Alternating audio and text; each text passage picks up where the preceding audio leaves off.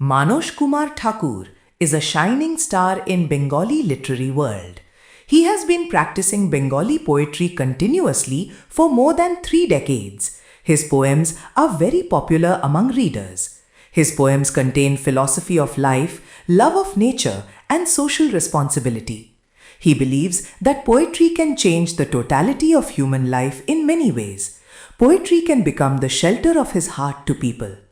Manosh Kumar Thakur's poetry writing style has a certain characteristic.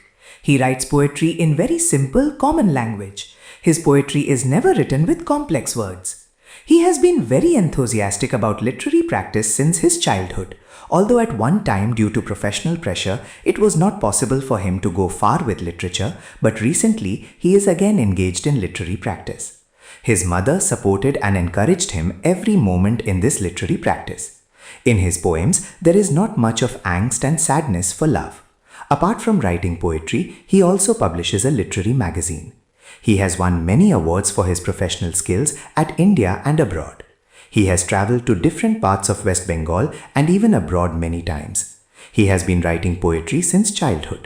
He is a literary and art enthusiast associated with various professional organizations and social organizations. He welcomes the sincere criticism of the readers. Manosh Kumar Thakur thinks that the criticism of the reader helps to take a writer to a better level. In this program, Shri Manosh Kumar Thakur's introspection on his poetry, literary philosophy and social thought. He also recited his poems in his own voice on this program. নমস্কার। কবিতা কিভাবে এলো এটা যদি আমাকে বলতে হয় আমাকে একটু পিছন দিকে যেতে হবে। আমি কোনো সময় কবিতা লিখব ভাবিনি, চিন্তাও করিনি। রাদার আমি উল্টোভাবে বলতে পারি যে আমি সায়েন্স নিয়ে পড়তাম। লোকেরা বলে যে আমি একটু ম্যাথটা ভালো বুঝতাম, ম্যাথামেটিক্স অনার্স নিয়ে পড়াশোনা করেছি। তা তখন ভাবতাম যে ম্যাথামেটিক্স আর একটু ইংরেজি জানতে পারলেই সব কিছু হয়ে যায়। সেজন্য বাংলা বা অন্য কিছু যে অনেক কিছু পড়েছি তা নয়, বাট পড়তে হয় পড়েছি। ঘটনাচক্রে আমি যখন খেলা ছেড়ে আমি যখন কস্টিংয়ে ভর্তি হলাম, আমার বন্ধুবান্ধবরা যখন মেসে থেকে পড়াশোনা করছে, আমার বাড়ি মুর্শিদাবাদ জঙ্গিপুর, ওখান থেকে এখানে এসেছি বেলঘরিয়াতে। কোনো একদিন আমার যেখানে আমার বন্ধুরা থাকতো মেসে, সেই বাড়ির যে মেয়ে আমারই বান্ধবী, তা সে তার যে হাজব্যান্ডের সঙ্গে ঘুরে আসছিল বেড়াতে, মানে কোথায় গেছিলি বললো যে বুক ফেয়ারে। তখন মানে আমি যতদূর মনে করতে পারছি 87-88 বুক ফেয়ারে। বুক ফেয়ারে বললো আজকে আমার জামাইবাবুর বই বেরিয়েছে, আমি আর নামটাম করছি না, কবিতার বই বেরিয়েছে। তাহলে আমাকে দে পড়ি। আমি তো তুই পড়িস? আমি যে আরে দেখি না একটু কেমন হয়। সেভাবে পড়ে রাত্রিবেলাতেই পড়ছিলাম, বাট পড়ে আমার যেটা মনে হলো যে জঘন্য, সরি, হ্যাঁ, আমার কাছে রবীন্দ্রনাথ, নজরুল, মানে এই টাইপের কবিতা আমি পড়েছি, আর বেশি কিছু পড়িনি। তখন পরের দিন যখন আমার সঙ্গে দেখা হলো, বললো কেমন পড়লি? আমি বললাম জঘন্য, এটা যদি কবিতা হয় তা আমি অসংখ্য কবিতা লিখে যেতে পারবো। এটা আমি বলে ফেলেছিলাম মানে মোশানে। তা আমি ভুলে গেছি। দিন 7 বাদে আমাকে আবার একটু প্যাঁক দিল। সেই আমার কবিতার বই, ওর নামও লেখা আছে, জয়তী বলে, জয়া বলি আমরা। তো বললো যে কি তুই বললি যে লিখে দিবি, কী হয়েছে, লিখতে তো পারলি না, শুধু মুখে কথা বলিস। আমার একটা চ্যালেঞ্জ। তখন প্রথম লিখলাম। তা প্রথম 2টো কবিতা লেখার পর ও যেহেতু বাংলার MA ছিল, বাংলা নিয়ে পড়াশোনা হচ্ছে, কিছু কারেকশান করলো, বললো যে তুই লেখ। মানে বললো তোর হাতে লেখা হবে। এই হয়ে আমাকে শুরু করলো। তারপরে অনেক জল বয়ে গেছে। আমি কস্টিং পাস করে গেছি, ব্রুক বন্ডে ঢুকেছি, ব্রুক বন্ড থেকে আবার দিল্লি চলে গেছি, তারপরে আবার প্র্যাকটিস করতে আরম্ভ করেছি। এই যে এগুলো সেখানে খুব কম লেখা হয়েছে।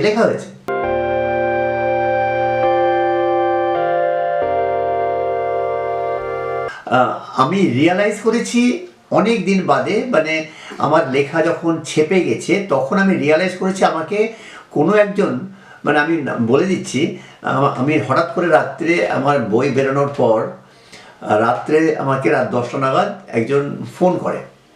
তা আমাকে বললো আমার কে বলছেন, মানে তখন উনি বললেন যে আমি কৃষ্ণা বলছি, কৃষ্ণা বসু।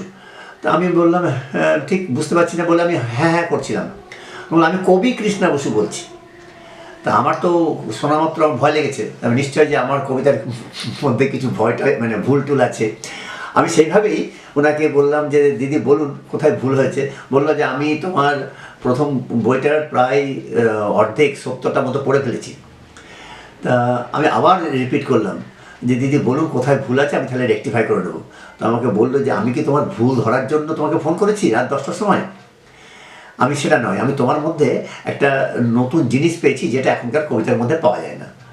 তাই বলুন, বললো যে তুমি সবসময়তে কবিতার মধ্যে কোনো একটা মেসেজ দিতে চাইছো, হয় সমাজকে, নয় লোককে, নয় বাচ্চাকে, নয় বৃদ্ধকে, মানে কিছু করতে হবে। তুমি যখন লিখছো প্রকৃতি নিয়ে, তখন বলছো যে প্রকৃতিকে ধ্বংস করা উচিত নয়। তুমি যখন বাচ্চাকে লিখছো, বাচ্চার শিষ্টাচার কীভাবে হওয়া উচিত, এই যে ব্যাপার, এই মেসেজটা আগে ছিল এখন নেই, তা তুমি এটাকে বজায় রাখো।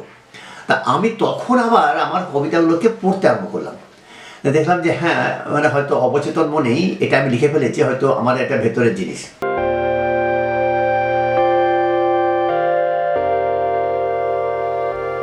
আমার জীবনের নিয়মানুবর্তিতায় অনেকটা চেঞ্জ করেছে। হ্যাঁ, আগে আমি হয়তো অনেক কিছু কাজ করতাম, রেগে যেতাম, হয়তো রাগার প্রকাশটা অন্য, যে হয়তো গম্ভীর থাকতাম। কিন্তু যে কবিতা লেখার মধ্যে আমার জীবনের আত্মিক এই ভাবটা আমাকে অনেক বেশি সুদূর প্রসারী করেছে। কারণ আমি মানে জীবন নিয়ে বহুভাবে পিছন দিকে ভাবতে শিখেছি। আবার কোনো সময়তে ভবিষ্যতে কি হতে পারে, আমরা কিভাবে থাকতে পারি, এটাও ভাবতে শিখেছি। মানে এই কল্পনার ভাবটা আমার কবিতা যত লিখতে আরম্ভ করছি বা লিখছি, কল্পনার ভাবটা কিন্তু অনেক বেশি। এবং আমার মনে হয় যদি কবি, লেখক অবশ্যই তাই, কিন্তু কবির ক্ষেত্রে কল্পনার প্রবণতা অনেক বেশি হওয়া উচিত, নাহলে প্রকাশ পাবে না।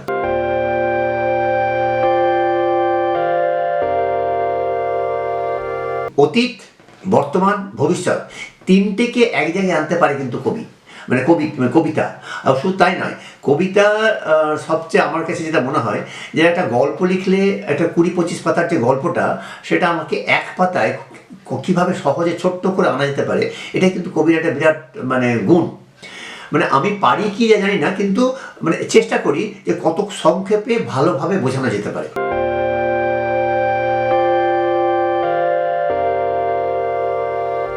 যে আমার লাইফটা হচ্ছে, আমি খেলতাম, ক্লাসে কলেজের মধ্যে হই হই করতাম, স্কুলের মধ্যে হতাম, মানে লিডারশিপ ছিল।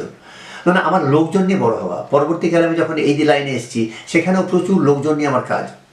এবং আমার মানে লাইফের মধ্যে একটা, যদিও এখানে প্রাসঙ্গিক নয়, আমি বলছি যে লোকে চাকরি করে দেওয়া, চাকরির জন্য হেল্প করা, এটা আমি খুব ভালোবাসি। ফলে কী হচ্ছে, প্রচুর লোক আমার সঙ্গে থাকে। এটা করতে গিয়ে বুঝেছি, আমি যদি এমন কিছু তৈরি করি, সে খাবারই হোক, কোনো গল্প হোক বা কবিতা হোক, যেটা লোকের বোধগম্য হলো না বা লোকে খেতে পারলো না, আমার তৈরি খাবারটা যদি ফ্রিজে থেকে যায় বা টেবিলে পড়ে থাকে, তাহলে আমার এই খাবার তৈরির কোনো মূল্য নেই।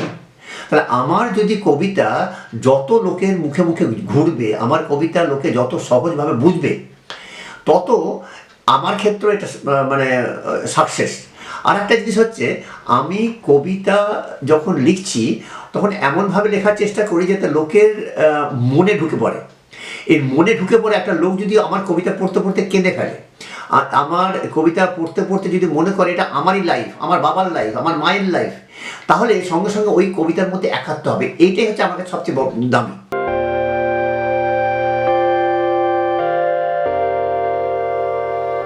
মানে একটা কবিতার মধ্যে আমি মেসেজ দেওয়ার চেষ্টা করছি, তোমার কি হওয়া উচিত, মানে তোমার ধৈর্য কীভাবে বাড়ানো উচিত, তুমি যখন পড়াশোনা করছো পড়াশোনাটা কীভাবে করা উচিত, তুমি এই সব সময়তে আমি দিয়ে যাচ্ছি যে তোমার মধ্যে একাগ্রতা থাকতে হবে।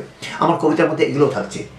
হ্যাঁ, আবার আমি এটাও লিখছি, যেমন জল, আমার কবিতা আছে জলকে নিয়ে, লাইটকে নিয়ে, ফ্রিজকে নিয়ে, লিফটকে নিয়ে। মানে লিফটকে তোমরা কীভাবে ব্যবহার করবে, নষ্ট করার জন্য? জলকে নষ্ট করার জন্য? তা নয়। তাহলে জলটা আমাদের পক্ষে কতটা উপকারী, জলকে আমি ধরেছি একটা প্রাণ। তো জলটা কি বলছে, বাথরুমকে আমরা খুব মিসইউজ করি। বাথরুম মানে নোংরা জায়গা, অথচ বাথরুম না থাকলে আমরা সেটাকে মানে আমাদের ঘরটাই পরিষ্কার থাকবে না। একটা মেথড না থাকলে আমার সামাজিক লাইফটা নষ্ট হয়ে যাবে আমাদের। কিন্তু সেই মেথডকে যখন আমরা কোনো টাকা দিচ্ছি, পয়সা দিচ্ছি, দূর থেকে দিচ্ছি, আমরা ডাক্তারকে বলছি আমার কাছে ভগবান, আর ম্যাথরও সেই সার্ভিসে দিচ্ছে, ম্যাথরকে বলছি চণ্ডাল। এই যে ব্যাপারগুলো আমার কবিতার মধ্যে প্রকাশ পেয়েছে। সেটা যেন হওয়া উচিত নয় যে আমার কাছে সার্ভিস দিচ্ছে ডাক্তার, সার্ভিস দিচ্ছে ম্যাথর, দুটোই যেন আমাদের কাছে সার্ভিস, এবং সার্ভিস কিনছি পয়সা দিয়ে, দুটোই কি সমান না হলেও অ্যাটলিস্ট সম্মানটা যেন দিতে পারি, এটা আমার কাছে কবিতার মধ্যে প্রকাশ পাচ্ছে।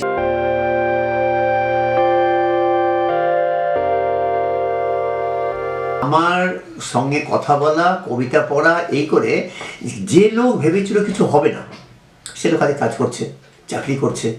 আমি কাছে নিয়ে এসে তাকে আমি গল্পের ছলে, কবিতার ছলে কবিতাগুলো পড়িয়েছি, সেই কবিতাও সে এখন রিডার, এবং সে তার নিজের লাইফস্টাইলটা চেঞ্জ করেছে। আমি জাস্ট যদি একটা এটা তো আমাদের কাছে আড্ডাই হচ্ছে, আমরা গল্প বলি। আমাদের পাড়াতেই আছে একজন ছেলে, সে বাবা এসে আমাকে বলল যে আমার ছেলে খুব বাজে হয়ে গেছে, এই কাজ করছে, টিভি ভেঙে দিচ্ছে। তা আমি ওর বাবাকে বললাম যে কেন? বললো এই প্রবলেম, ছেলে মদ খায়, এই খায়, এই খায়। তা আমি ছেলেকে সরিয়ে দিয়ে বাবার সঙ্গে কথা বলতে আরম্ভ করলাম। একদিন দুদিন, ওর বাবা জানতো যে আমি এরকম কিছু ট্রিটমেন্ট করি, আস্তে আস্তে বসিয়ে নিয়ে। তা আমি ওর বাবাকে বললাম যে ওর মা, আপনাকে দেখে মনে হচ্ছে আপনি খুব ঠান্ডা, ছেলেও বলছেন আপনি মাথা গরম, ভেঙে টেঙে দেয়, তাহলে কি মা খুব রাগী? বললো না। তাই বললাম কীরকম? বললো যে মা মা মা এই যে 3বার 4বার। আমি বললাম মা নেই। বললো যে হ্যাঁ। আমি বললাম মা, বললো যে ওই আবার থেমে গেছিলো। আমি বললাম মা কি? তখন আমি ভদ্রলোকের সঙ্গে কথা বলতে বলতে আমি বললাম যে ভদ্রমহিলা চলে গেছে ওর মা? বললো হ্যাঁ চলে গেছে। আমার ইনটিউশন বললো যে চলে গেছে নয়, পালিয়ে গেছে। তাই বললাম যে কারোর সঙ্গে পালিয়ে গেছে? তো বললো যে হ্যাঁ, আমার বাড়িতে একজন মুসলিম ছেলে আসতো, তার সঙ্গে চলে গেছে। আমি বললাম যে তারপর? ও কিন্তু আমাকে ইনসিস্ট করছে ছেলেটা খারাপ এটা প্রমাণ করার জন্য, আর আমি ওর কাছ থেকে খবর নিতে চাইছি। তা আমি ওকে বললাম তারপর ওনাকে যে আপনি তারপর কি করলেন? বললো তো আমি তো তখন আমার এত বড় সংসার, মা আছে গেছে, আমি যেন একটু বিয়ে করে ফেলেছি। আমি বিয়ে করে ফেলেছে? সে কাকে? তখন বলছে যে এই আমার বাড়িতে আসতো, আমার বাড়িতে কাজ করতো। তো বলছে হ্যাঁ, আপনি জানেন কীভাবে? ছেলে বলেছে? আমি না, আপনার কথা বলছে, আপনার কথা ফ্লো বলে দিচ্ছে যে আপনার বাড়িতে কাজ করতো, আপনার থেকে অনেক ছোট। তো বলছে যে হ্যাঁ, আপনি জানলেন কীভাবে? আমি বললাম যে আমাকে কেউ বলেনি, আমি আপনার ফ্লোতে বলছি কেন ছেলেটা খারাপ হয়েছে সেই জন্য। ছেলেটার বয়স আর যাকে বিয়ে হবে তার কাছাকাছি। বললো হ্যাঁ। এবার আপনি শুনুন, আপনি যখন রাত্রিবেলাতে বাস করছেন ওই একটা মেয়ের সঙ্গে, যে মেয়েটা ছেলের বয়সী, তাহলে এবার ছেলের কি মনে হচ্ছে? ছেলের মধ্যে আফসোস, দুঃখ, রাগ, জেদ হচ্ছে না? ছেলের ভদ্রলোক কেঁদে ফেলেছে, রীতিমতো কেঁদে ফেলেছে। হ্যাঁ, যে আমার অন্যায় হয়ে গেছে। না দেখুন, ঘটনা ঘটে যায়, অন্যায় ন্যায়ের প্রশ্ন নয়। যখন অন্যায় হয়েছে আপনি এটা বুঝতে পেরেছেন, এবার আপনার কাজই হচ্ছে সেই অন্যায় থেকে ছেলেকে মুক্ত করা, আর কিচ্ছু নয়। আমি চেষ্টা করছি, আপনি বিশ্বাস করবেন না যে তারপর আমি ছেলেটাকে, আমার ওয়াইফকে বললাম যে ও কিন্তু আসবে, তুমি যেমন তোমার ছেলেকে দেখো, তোমার এই ছেলেকে একেও তুমি সেভাবে দেখবে, ট্রিট করবে, করে ওকে আস্তে আস্তে নিজের মধ্যে আনতে হবে যে ও একটা লোক, ওরও গুরুত্ব আছে। আমি বলে বিশ্বাস করবেন না, 2 বছরের মধ্যে সে পড়া বন্ধ করে দিয়েছিল। 12 সে গ্র্যাজুয়েশন পাস করলো, 12 পাস করে পড়া ছেড়ে দিয়েছিল, গ্র্যাজুয়েশন পাস করলো। তারপরে আমার ফার্মে রাখলাম, ফার্মে রেখে আস্তে আস্তে ও নিজেকে ডেভেলপ করলো, এখন ভালো চাকরি করে। প্রায় এটা হচ্ছে 8-10 বছর আগের ঘটনা। আজকেও প্রায় 70,000 টাকা মাইনা পায় একটা কোম্পানিতে, মাল্টিন্যাশনাল কোম্পানিতে আছে, 70,000 টাকা মাইনা পায়। তো একে আমি প্রচুর কবিতা শুনিয়েছি। কবিতা শোনাতে ও কিন্তু এ হয়ে গেছে যে না, আমিও জিততে পারি।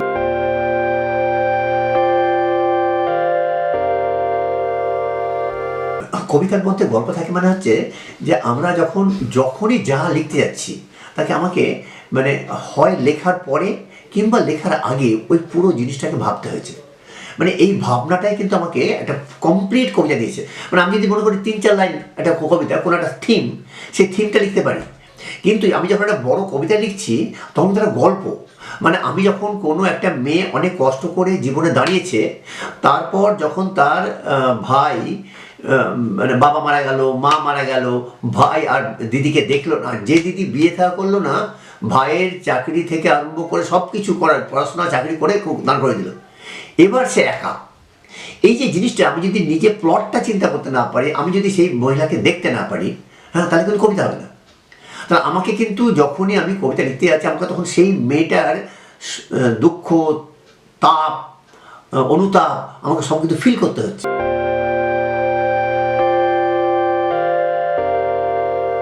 আমি বুঝতে পারতাম ওর লেখা দেখে, কিন্তু অত জোর তার কিছু বুঝতাম না। এখন এখানে এসে তোমাদের কাছে দেখছি যে কবি হয়ে গেছে, ভালোই তো লাগে, আনন্দই তো লাগে। এই যে আজকে একটা কবিতা লিখে পাঠিয়েছে, হ্যাঁ, সেটা কত আনন্দের কথা, কত ভালোবাসার কথা, যে ভালোবাসা ছেড়ে পৃথিবী থেকে যাওয়াই যায় না গো। হ্যাঁ, সেই আটকানো যে কতদিন থাকবে রাখবে জানি না। এই পয়সা করি থাক আর না থাকে, ভালোবাসা কেনা যায় না। চিরকালই শিশু, কোনোদিনই বড় হয় না। আমি তো এখনো মারবো ধরবো করে চিৎকার করি। মায়ের ওপরে রাগ ওদের নাই, আমার ছেলে মেয়েদের এইটাই। মা যেন সবসময় নির্দোষী, কোনো দোষ করেনি। না থাকা খারাপ কি থাকে না, সে তখন মাকে পড়াতে যায়, শোনায়। হ্যাঁ, আমি বলি এটা হলো না, একটু ভালো করলে লিখলে হতো রে। আবার না কখনো বলি ঠিক হয়েছে।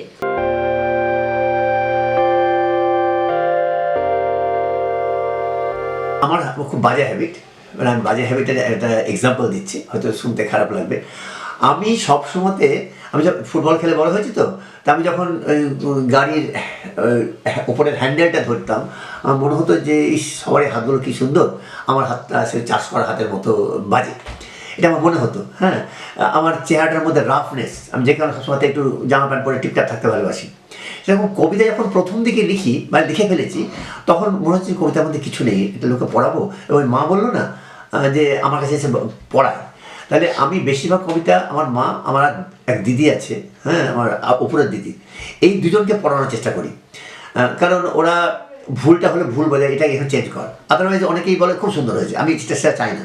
মানে কবিতা বলা মাত্র বলে খুব সুন্দর, তারা হয়তো ভালো করে পড়েইনি, আর যে পড়েছে সে কিন্তু এই জায়গাটা চেঞ্জ হলে ভালো হবে এটা বলতে পারে। এনিহাও, তাহলে আমি যখন ওইটা দেখতে পাই যে আমার হাত দিয়ে এরকম বেরিয়েছে, তো সত্যি আনন্দ হয়। আবার অনেক কবিতা পড়ে দেখি যে না, এটা হয়তো সেই সময়তে ছিল, আজকের দিনে এটার কোনো মানে রিলেটিভিটি নেই।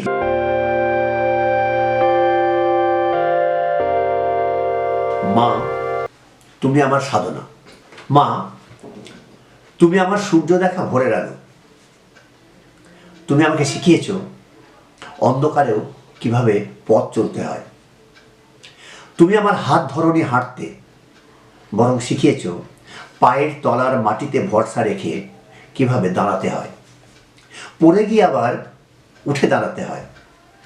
তুমি আমার খাওয়া শিখিয়েছ, শুধু অন্ন নয় মা, তোমার নিজের না খাওয়া মুখটা আর তোমার চোখের তৃপ্তি আমাকে শান্ত হতে শিখিয়েছে প্রতিটি লহমায়। তুমি আমার শীতের দিনে গায়ে জড়ানো শাল আর নতুন জামা নয়, শিখিয়েছ ছেঁড়া ক্যাথার উষ্ণতায় যে নিরাপত্তা, লজ্জার মুহূর্তে মাথা নত করার শিক্ষা। তুমি আমার লোক চিনতে শিখিয়েছ, কার চোখে মায়া আর কার চোখে মুখোশ তা চিনতে শিখেছি তোমার নীরবতা থেকে। মা, তোমার আশীর্বাদকেই জীবন নামে কঠিন অঙ্কে উত্তর খুঁজে পেয়েছি। ডিগ্রি, সম্মান, মানুষের ভালোবাসা সব কিছুর আগে পেয়েছি তোমাকে। যখন হেরেছি তুমি বিশ্বাস করেছ, যখন ভেঙেছি তুমি জুড়ে দিয়েছ নিঃশব্দে। তুমি আমার স্বর্গ, কারণ তোমার কাছে গেলে কোনো হিসেব লাগে না। তুমি আমার সাধনা, কারণ তোমার পায়ে মাথা রাখলেই জীবনের সব প্রার্থনা পূর্ণতা পায়। মা, আমার পুনর্জন্মে যেন তোমার কোলে আসি। মা, আমি তোমায় ভালোবাসি, আমি তোমায় ভালোবাসি।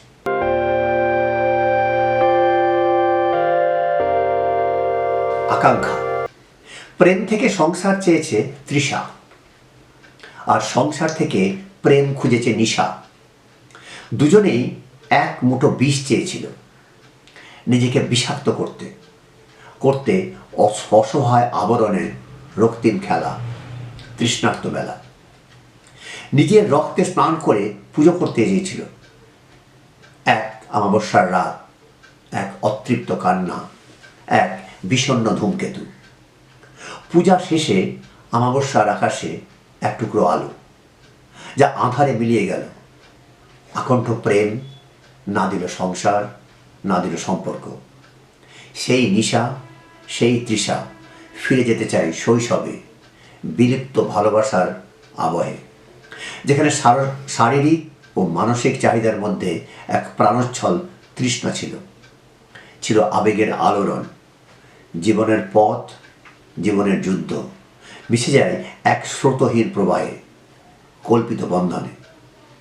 নিশা ও তৃষা ফিরে যেতে চায় বিলুপ্ত ভালোবাসার আবহে।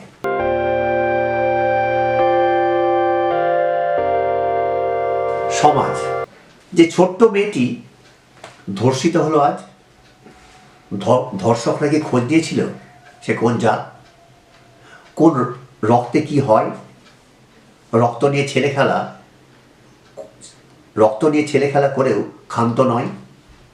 অস্তিত্বের পরিহাস, রাজকীয় ভয়, শুধু শূন্য হাতে প্রার্থনা, যে প্রার্থনা কোনো মঙ্গলের জন্য নয়।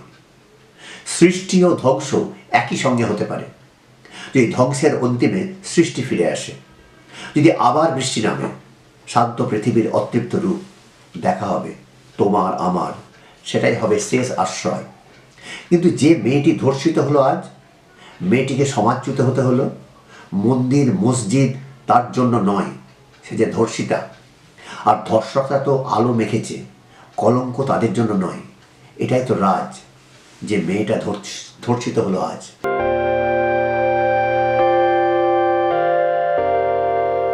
তোমার ইচ্ছেটাই সব, কেউ তোমার হাত ধরবে না। প্রতিদিন উঠে দাঁড়াও, তোমার ইচ্ছেটা জ্বলুক প্রতিনিয়ত। সব ক্লান্তির মধ্যেও তোমাকে হাঁটতে হবে। চেষ্টা মানেই নিঃশব্দে লড়াই, যেখানে কেউ হাততালি দেবে না। আর শৃঙ্খলা, সে তো নিজের সাথে প্রতিদিন করা প্রতিশ্রুতি। এইটুকু আঁকড়ে ধরলে চোখ ভেজা পথ পেরিয়ে একদিন নিশ্চুপভাবে লক্ষ্যে এসে দাঁড়াবে, হৃদয়ের কাছাকাছি।